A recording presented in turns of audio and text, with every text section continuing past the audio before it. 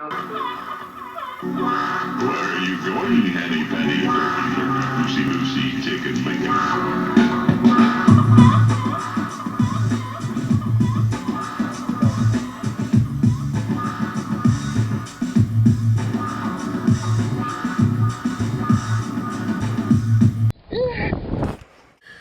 How you doing, folks?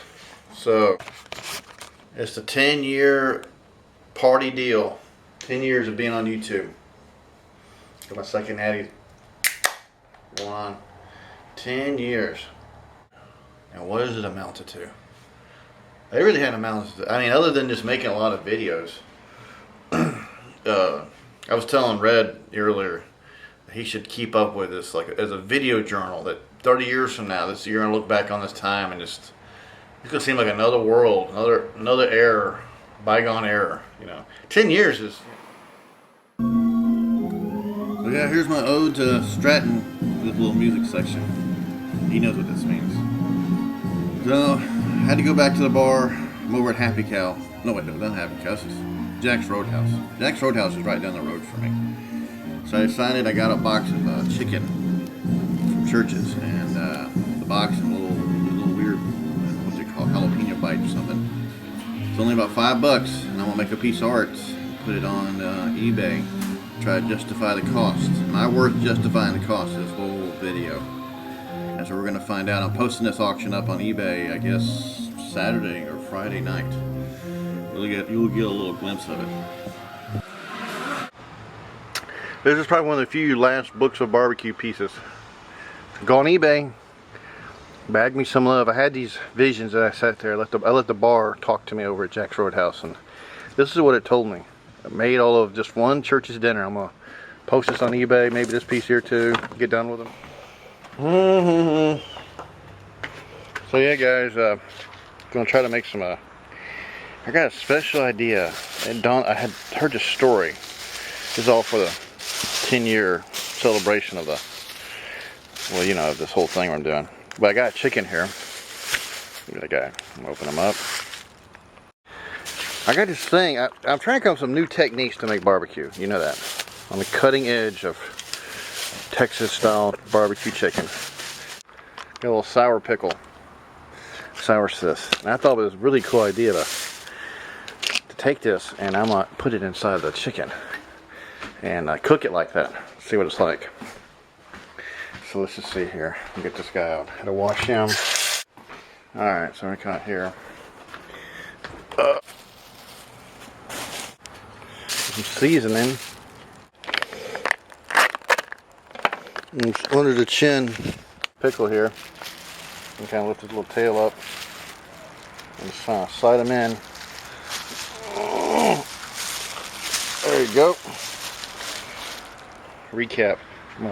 All this shit here is going out to West Texas. I'm taking my pecan for burning because there's no pecan wood out there. To my marathon building. This is the old little nacho wiener log jam that I made. It's gonna be broken down made into frames. There's some sculpture pieces I made. It was an outhouse made. There were rat traps. There's a wall piece. They made these things called like a rat trap wall maze thing. There's the dead rats fucking piece, and then here's the other piece of this right here. Look, see, coffin piece I have with that little machete on its wiener. Oh man, it's so as y'all can tell, there's nothing much left except just the heat and the continual barbecue. You know, after that one collapse, they called the death of CG, death of Chicken George. I made a video about that. About what happened was that, you know, Red, he ended up really pissing me off. And I just felt it was a decision that I made to eliminate all the videos from like, goddamn, like 2000, I want to say 10 or 9 below. Just, you could do it easier on YouTube. You could just go to your little thing, click delete, click that one box, and it'll go straight down and click them all. And I deleted them. And it was a bad decision made on too much barbecue chicken, too many natty lights, indigestion at about 2 a.m. in the morning. And then happening and clicking on one of Red's videos where he painted over 2 or 3 of my paintings. to get back at me. And I just felt just disgusted with myself that I'd let this version of my art career descend into this kind of YouTube madness or drama, I guess you call it. So I deleted everything, which was a mistake. But I made a video about it called The Death of Chicken George. Fake Death of Chicken George. I just see it as a journal now. It's just really a visual journal. I keep telling Red. You know, Red put out a video of him getting all mad about the whole Bosco deal. And, you know, I tell him I should just stick with art productions, making videos. But everybody has their thing that motivates. That's the thing about art stuff. I say, tell anybody about this, that art, when it comes down to it, as the time goes on, you will know what really motivates you to make anything. It could be about money, but really there's got to be something about it that motivates you to keep producing the work. What is it? Because time will run out. Right? It's like your gas tank, and how much gas you got in there, and how you're conserving it, and how far does this machine keep rolling? You know. And so, is the next chapter. I guess I've gone on about this shit so much, but I think the 10 years has been largely about, well, you saw some of the desert stuff, and I mean a good fucking chunk of it, at least 5 of it, is my interactions with Red Mud and trolling and hating on his ass, you know, which is a worthy cause. But the chapter has to go on. It has to move on to something else.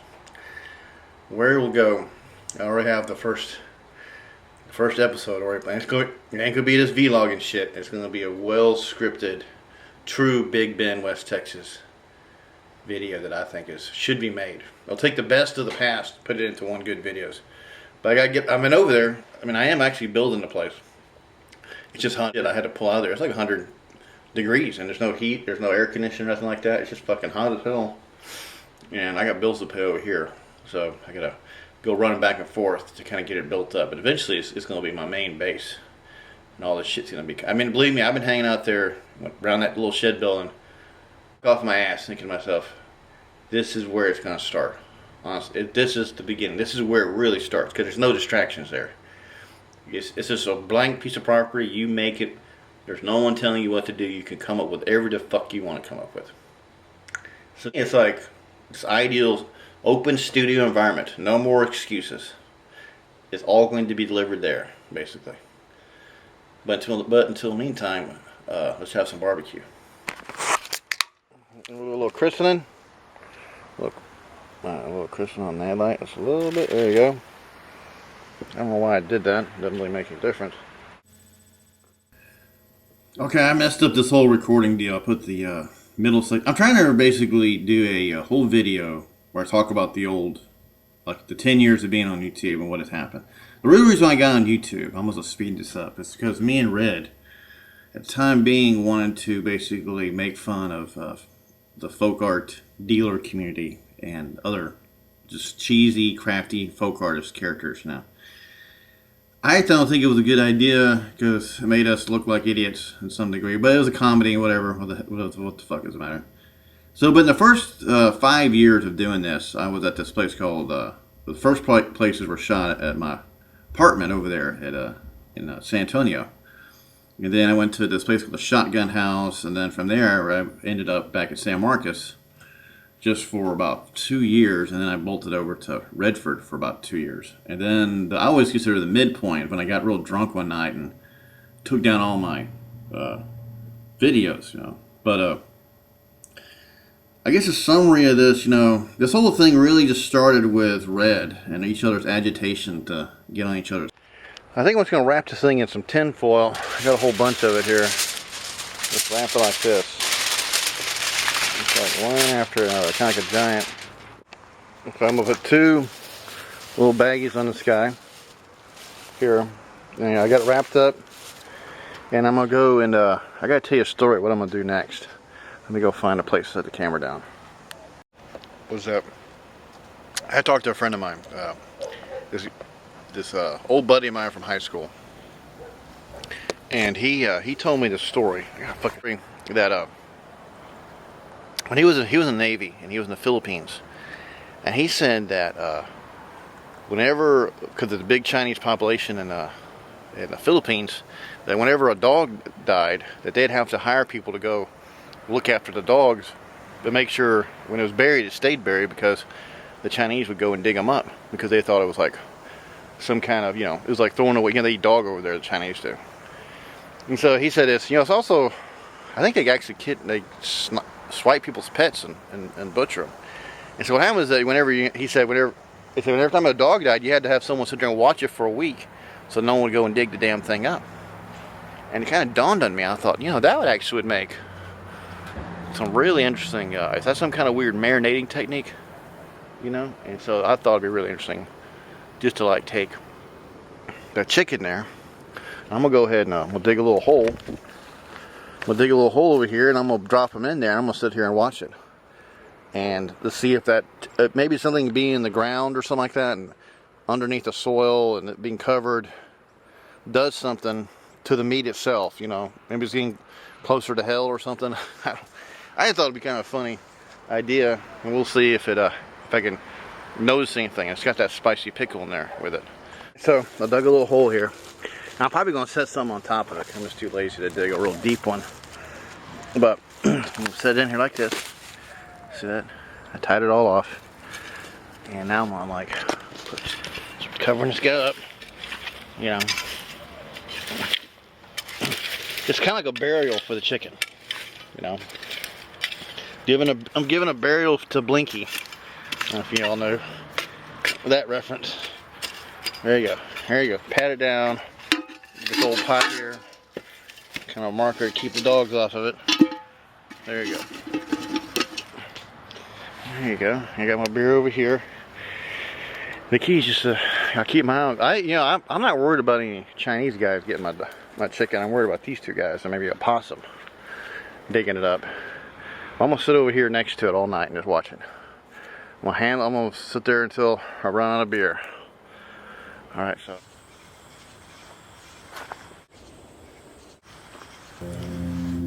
As I was sitting there thinking about everything, it dawned on me, when I got that pickle and I put it in that chicken cavity, I was like thinking that this looks really familiar, and sure enough, it brought back the story. Oh, when I got back from Redford back to this place, about 4 or 5 years ago, there was this chick called Sack and Pack. I call her their nickname. So one night we were hanging out, we got all drunk and stuff, we were hanging on her bed and whatnot, and so she's got quite an appetite, and so she told me, like, we're sort of messing around and whatnot, and she just it was all dark and stuff, and so she gets these toys out, and starts going to town with herself, and one thing is that she had bought one of those spicy pickles like in that bag, and she had opened it up and she had taken a bite out of it and set it on the counter next to the bed. So I'm laying next to her, and then like she basically like going, get the toy, and so she reaches over and hands me this, I guess I thought it was a dildo. It was that spicy pickle, and I didn't really know any better, so she's all bent over on the bed and shit, and I started just,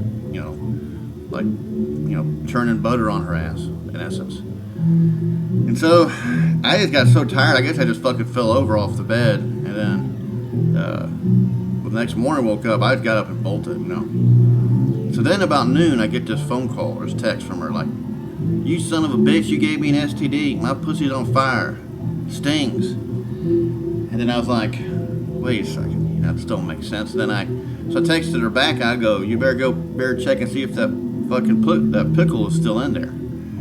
Because I remember I was like, oh shit, do you not know? That's what. Of course, I never heard from her again.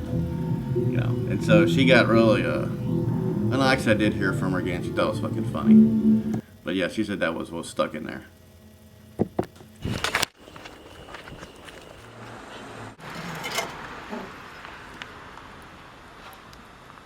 That pickle looked like just kind of forces his way out. Out here, look at that.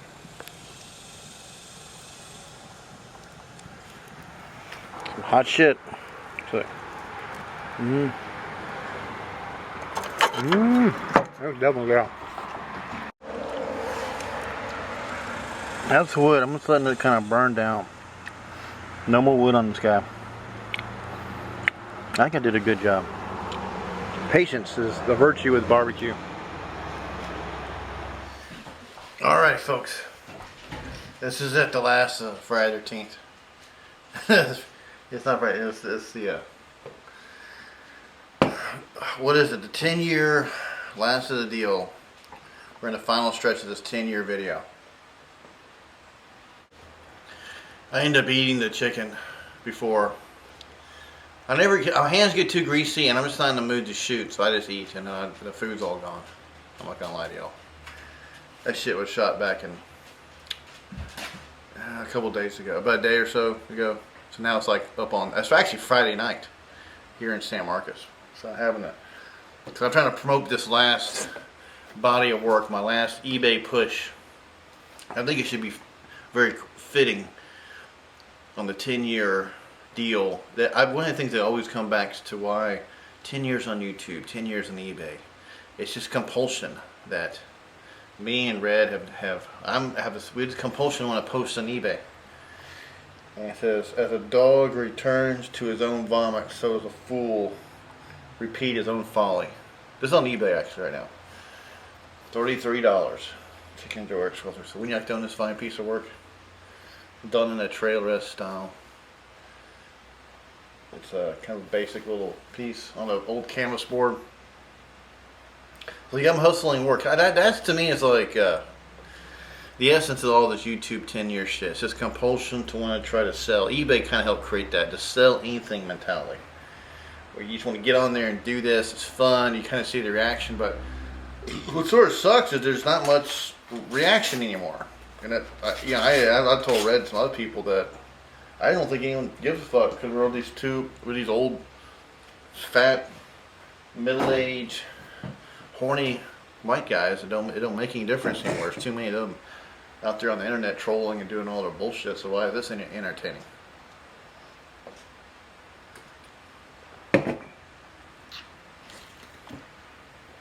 So it goes. And there's this one here. I made this over at the bathroom there, shot at Jack's Roadhouse. It's called A Cowboy Looking for His Bullets. For $3. It's on eBay too. And there's this one. This is something I was really, these little Church's bags, from Church's Chicken. Maybe you can see that. You know, little characters and they're all sitting around and it's just bag me some big love. Bag me some love there. There's this biscuits. It's this lady here. She's got the drink and all these cowboys looking at her. So, I think it's a really good. I like this piece a lot actually. Chicken George, 12.60. Well, let me tell you what it is. Like I was telling this to. Maybe this is more like art talk, at the 10 years of this deal. That, the thing that always keeps things running in this deal is that you have to, when you start to make work, like for me when I was making this work, I was thinking, this solves a problem about trying to make these other paintings. Because of making these little caricatures on bags and then doing the assemblage with the bag, little figurizations, instead of trying to, a lot of artists have a hard time just trying to pull together compositions to make it look good. And if you don't like it, you have to paint over it. You have to start over. Well, you can play a little bit of collage with this stuff, and then you get the same kind of effect. And I hadn't really done that in years. So I thought, this may be a good. So I'm inspired. Well, this kind of technique will solve another problem. I don't know if that. I don't even know if I'm making fucking sense. But it's just art talk, But it inspires you to go one. What it is, it reminds you. It's just like that dog. When a dog returns to his own vomit. When he returns to his own vomit, he realizes, wait a second, I didn't chew that piece of meat that good. Maybe I'm going to go ahead and chew on that some more. It looks delicious. I'll fuck it. You know what? I ate it once. I can eat it again. And again and again and again. That's the thing. It's like a fool will repeat his folly. I always tell all my art buddies, I said, listen, you got to be, they always make fun of me using the word retard or retarded. But really, it's just this idea of looking at something like a shiny little object and you get all excited about it. It's that enthusiasm to be, hey, wait a second, did I just throw that up? I'm going to eat that again. I look good. I had it the first time. I think I might try it again. It's that thing, it's that repetitive enthusiasm that you have to have. If you ain't got it, you're lost. If you can't be enthusiastic about your own work, but you can be kind of crazy about it. And actually, I know some people are too enthusiastic about their work, and it's kind of obnoxious and annoying, to be honest with you. farewell again to West Texas. If nothing else fails, I'm definitely going to upload the Friday the 13th next one. But I want to have a first good set of what's coming up next. So stay tuned, folks. I ain't dead yet.